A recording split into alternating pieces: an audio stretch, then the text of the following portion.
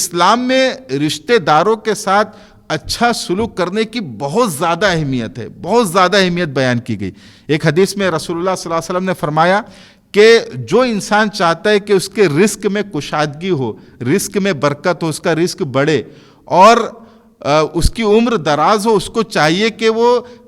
اپنے رشتہ داروں کے ساتھ اچھا سلوک کرے، صلہ رحمی کرے۔ اسی طرح ایک روایت میں ہے کہ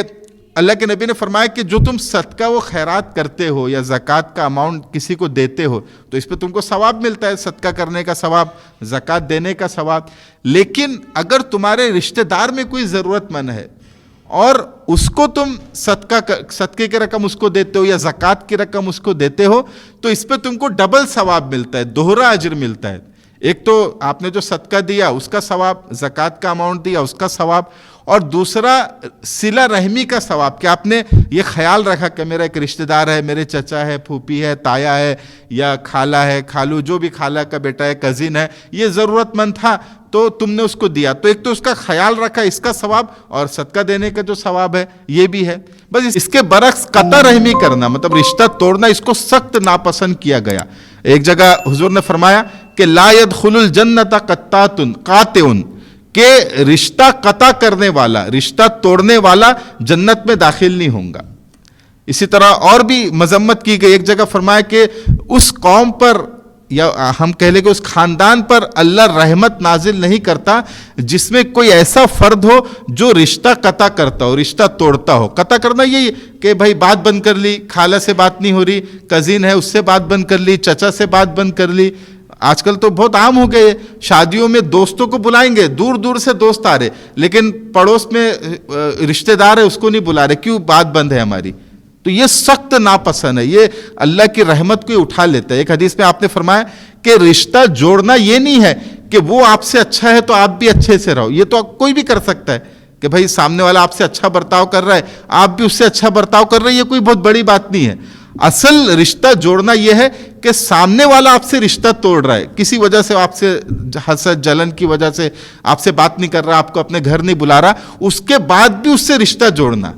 کہ بھائی نہیں یہ میرے رشتہ دار ہے، مجھے تو ان سے جوڑنا ہے چاہے وہ میرے سے توڑے، یہ اصل صلہ رحمی ہے۔ تو یہ اسلام میں رشتہ داریوں کا پاس و خیال رکھنے کی بہت زیادہ اہمیت ہے۔ لیکن ابھی جو ہمارا ایک ماحول بن چکا ہے، ہم دوستوں میں زیادہ محبت سے رہتے ہیں، ہمارے جو دوست ہے، پڑوسی ہے، آفس کے ساتھی ہے، کلیگس ہے، ان سے تو ہم بڑے ہی اچھے سے محبت سے پیش آتے ہیں، تحائف وغیرہ ان کو دیتے ہیں، کوئی فنکشن میں جانا ہوا انہوں نے ہم کو انوائٹ کیا تو تحفے وغیرہ مہنگے مہنگے دوستوں میں دیتے ہیں، اور جب رشتہ داروں کی بات آتی ہے تو منہ بن جاتا ہے، دینے میں ہم کو پریشانی ہوتی ہے، ان سے اتنا ہم تعلق جوڑ نہیں پاتے اور کہتے کہ ارے اصل تو ہمارے دوست ہے، رشتہ دار تو سب ہم کو دھوکہ دینے والے ہیں اور سب برے ہیں۔ ٹھیک ہے، یہ پرابلم ہے کہ رشتہ داروں میں حسد جلن ہوتا ہے، آپس میں ایک دوسرے کو بڑھتا ہوا نہیں دیکھا جاتا، لیکن اس پرابلم کے باوجود بھی ہم کو اس بات کا خیال رکھنا ہے کہ رشتہ داری ہم کو نبھانا ہے، ان کی ضرورت کا خیال رکھنا ہے۔ شادی ہو رہی ہے کسی کزن کی ہے، قریبی کی، تو پیسے کے ذریعے سے ان کی مدد کر دینا، آج کل بہت خرچہ ہو جاتا ہے، تو پیسے کے ذریعے سے ان کی مدد کر دینا، یہ چاہے وہ ہم سے نفرت کرتے ہیں، ہم کو تو اللہ کے لیے کرنا ہے۔ مسلمان کے لیے تو سب سے پلس پوائنٹ یہ ہے کہ اللہ دیکھ رہا ہے۔ ٹھیک ہے، میں نے ان کو دیا، انہوں نے کس کو بتایا بھی نہیں، ہماری تعریف بھی نہیں کی اور کوئی اعتراف بھی نہیں کیا کہ بھائی آپ نے اتنی مدد کی تھی، ٹھیک ہے، اللہ تو دیکھ رہا ہے نا، اللہ اس کا بدلہ دے گا مجھے۔ تو ہم جو رشتہ داری کا پاس و خیال رکھ رہے وہ اللہ کے لیے کر رہے،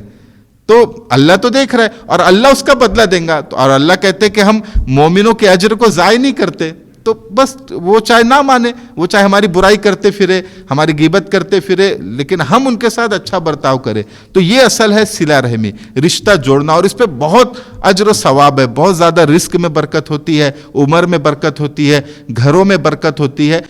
اور اس کے برعکس اگر ہم رشتہ توڑتے ہیں تو اس سے نحوست آتی ہے، گھروں میں برکتیں اڑ جاتی ہے، عمروں میں برکتیں اڑ جاتی ہے۔ تو اس کا ہمیں خیال رکھنا ہے کہ جو رشتہ دار اللہ نے ہمارے بنائے ہیں، ہمارے کزن ہے، جو بھی ہے، بڑے ہے، ان سب کو ہمیں احترام کرنا ہے، رسپیکٹ دینا ہے۔ خالہ کے بارے میں حدیث میں آتا ہے کہ خالہ جو ہوتی ہے یہ ماں کے برابر ہوتی ہے، جو ماں کی بہن۔ اسی طرح باپ کا جو بھائی، چچا ہوتے ہیں، تایا ہوتے ہیں، یہ باپ کے برابر ہوتے ہیں، تو ان کا احترام کرنا، ان کی رسپیکٹ کرنا، چاہے وہ نہ کرے، چاہے وہ آپ کو چھوڑ دے، لیکن ہمیں کرنا ہے، اللہ کے لیے کرنا ہے۔